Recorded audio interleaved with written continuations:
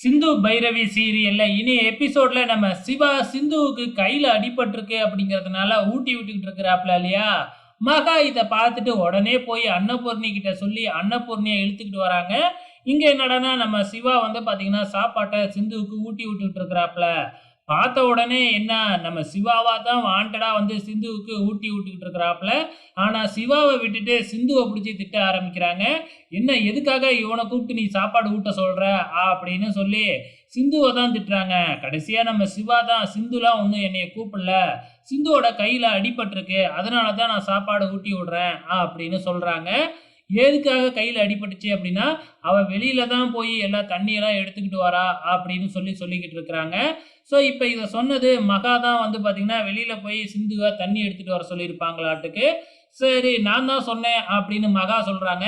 உங்களையும் தானே வீட்டை விட்டு ஒதுக்கி வச்சிருக்கிறாங்க பெரியம்மா, நீங்க மட்டும் இந்த வீட்டுல எல்லா பொருளையுமே யூஸ் பண்ணிக்கிட்டு இருக்கீங்க அப்படின்னு சொன்னதுதான். இப்ப மகா என்ன செய்யறதுனே முழிச்சுக்கிட்டு இருக்கிறாங்க.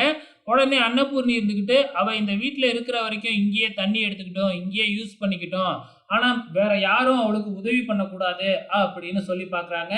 ஆனா சிவா இருந்துகிட்டு, முடியவே முடியாது, இவ என்னோட மனைவி, என்னோட மனைவிக்கு நான் உதவாமலாம் இருக்க முடியாது அப்படின்னு சிவா ஒரே போடா போட்டுடுறாங்க. இப்ப அன்னபூர்ணியால இதுக்கப்புறம் எதுவுமே பேச முடியல, அவங்க மாட்டுக்கும் கிளம்பி போயிடுறாங்க. இந்த பக்கம் நம்ம ஆறுமுகம் வந்து அன்னபூர்ணி கிட்ட, நம்ம அன்னைக்கு கோயில்ல வேண்டுதல் பண்ணதுல இருந்து பைரவி கொஞ்சம் கொஞ்சமா மாறிக்கிட்டு வரா அப்படின்னு சொல்லி சந்தோஷப்பட்டுக்கிட்டு இருக்கிறாப்புல.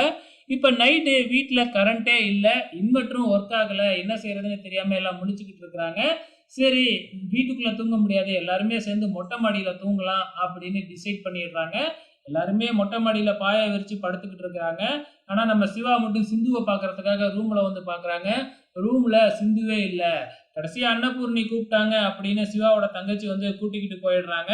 கொஞ்ச நேரம் எல்லாருமே படுத்ததுக்கு அப்புறம் யாருக்கும் தெரியாம நம்ம சிந்து வந்து நம்ம சிவாவோட போர்வைக்குள்ள போத்திக்கிறாங்க.